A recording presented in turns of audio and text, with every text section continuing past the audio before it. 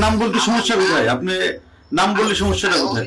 আপনার নাম আমি যদি কোনোদিন আমার নাম বলি আপনার বাসায় আপনার সামনে এইটা বলবো।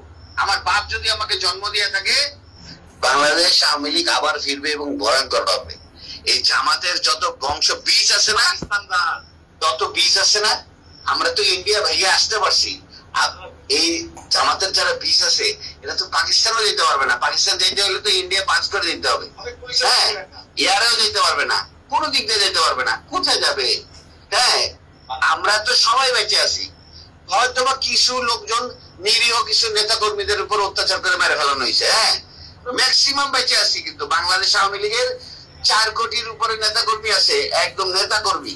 এর মধ্যে হয়তো বা 50 লাখ মারতে পারবে, 3.5 কোটি বেঁচে আছে। কোথায় যাবে? বাসা থেকে না, মাটির 50 হাত নিচে থাকলেও জামাতের চেয়ে ডেঞ্জারাস ভাবে ওদেরকে মৃত্যু দিব। ওরা কি মারছে?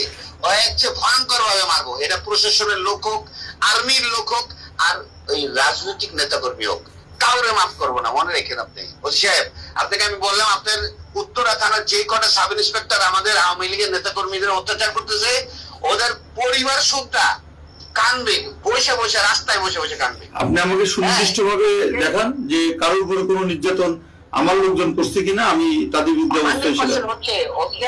শোনেন, আমরা কোন অত্যাচারিত হয়ে আপনার মতো একজন থানা ইনচার্জকে ফোন করে এই রাত 1টা বাজে আপনাকে ফোন করে এত ডেসপারেটনেস কথা বলতেছে, আপনি বুঝতে পারতেছেন না আমাদের ওয়ালে কতটুকু পিঠ থেকে গেছে? হ্যাঁ, আমরা কিন্তু মার্ডার মামলার আসামি, 47টা মার্ডার মামলা আসামি, জানিও না কয়টা মার্ডার করছি। হ্যাঁ, আমি কিন্তু জানিও না যে আমি কয়টা মার্ডার মামলা করছি, কিন্তু আপনারা আমাদের নামে একটি মামলা, আপনার একটি মামলাও কিন্তু পুলিশ বাদী মামলা না। ওসি সাহেব, পুলিশি মামলাগুলো নিছে বিনা তদন্তে। হ্যাঁ, একটা আইন কাঠামোতে কোনোদিন বিনা তদন্তে কোনো মামলা হয় না। আপনার পুলিশ এতগুলো মারা গেল, কই আপনার একটা মামলা ফাইল করতে বলেন না আজ পর্যন্ত? ওসি সাহেব, এটা তো আমাদের ব্যর্থতা।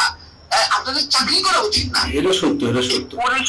পুলিশগুলো যাই হোক, আওয়ামী লীগ বলেন, ধরেন ওরা আওয়ামী লীগের পরিবারের, কিন্তু পুলিশ ছিল তো, এতগুলো মারা গেল আজ পর্যন্ত তো কেউ, আপনারা 10 জন পুলিশ একদিকে দাঁড়াই তো বলতে পারলেন না? একজন প্রেগনেন্ট মহিলা পুলিশের একজন সাধারণ অফিসার, তার মতো মহিলাকে এত নৃশংস ভাবে মার্ডার করলো। সে তো প্রেগনেন্ট অবস্থায় তো কোনো জামাতের নেতা বা কোনো ছাত্রকে মারতে যায় নাই, তো তাকেও মেরে ফেললো। কই আপনারা তার মামলাটাও তো করতে পারলেন না?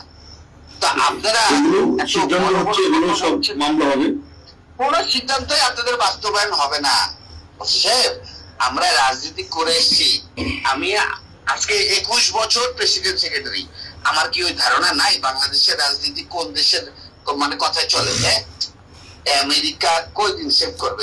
সাহেব ঠিক আছে, আমরা ছোট চাকরি করি, ছোট মানুষ, আপনি করেন, আপনি আমার থানা দিয়ে না আপনার তো ছোট মানুষ, কিন্তু আপনার কার্যক্রম তো বড় বড়। আপনার কার্যক্রম ঠিক করেন সাহেব। হ্যাঁ, আল্লাহর কসম, আমার কার্যক্রম যদি কোনো অপরাধ থাকে এটা আমার কর্তৃপক্ষ বা আমার উপরে আছে সে দেখবে। তবে আমার কোনো অফিসার যদি অন্যায় করে থাকে আপনি সেটা আমাকে দিন, আমি সেটা দেব। আমার বিরুদ্ধে যদি কোনো অভিযোগ থাকে সেটা দিন, আমি সেটা দেব। আপনার বেতন কিন্তু আপনার ঊর্ধ্বতন কর্মকর্তা দেয় না। আপনার বেতন কিন্তু বাংলাদেশ গণপ্রজাতন্ত্রী সরকার, বাংলাদেশ প্রজাতন্ত্রী সরকার, মানে আমি যদি কোনো আপনি 10 মিনিট কথা বললেন আমার সাথে, এর মধ্যে যদি একটি অভিযোগ আমার বিরুদ্ধে দেখান যে আপনি দেখাতে পারছেন কিনা, এভাবে গড়ে কথা বলতে হবে না। আমি আপনাকে প্রমাণ, আপনি পরিচয়টাও দেন নাই, আপনি পরিচয়টাও দেন নাই। আমি আপনাকে আমার সম্পূর্ণ ডিটেইলস বলছি, শুধু নাম বলি না। নাম বলতে সমস্যা কোথায়? আপনি নাম বললে সমস্যাটা কোথায়? আপনার নাম আমি যদি কোনোদিন আমার নাম বলি আপনার বাসায় আপনার সামনে এইটা বলবো। আমার বাপ যদি আমাকে জন্ম দিয়ে থাকে, আগামী 2 মাসের মধ্যে যদি আপনার কার্যক্রম এরকম থাকে, আপনার বাসায় আপনার সামনে যদি না বলতে পারি আমার বাবা আমারে জন্ম দেয় নাই। ঠিক আছে, আমি অপেক্ষায় থাকলাম, আপনি আসেন। হ্যাঁ, আমি আপনাকে মনে রাখেন, আপনি আরেকবার আরো যদি এরকম আপনার কার্যক্রম চলে, আগামী 2 মাসের মধ্যে আপনার সঙ্গে আমার একদম সরাসরি দেখা হবে। এবং আমার নাম আপনি যদি সরাসরি আপনার মনে না থাকে, আমার বাপ আমাদের জন্ম দেয়নি। ঠিক আছে, আপনি আসেন, 2 মাস আর্মির হেল্প নিয়েন আপনি ওসি সাহেব। যদি আপনি এরকম কার্যক্রম থাকে, আপনার বাংলাদেশ আর্মির হেল্প নিয়ে ঠিক আছে, অপেক্ষা করলাম আমরা। মনে রেখেন। জি জি। থ্যাংক ইউ ওসি সাহেব।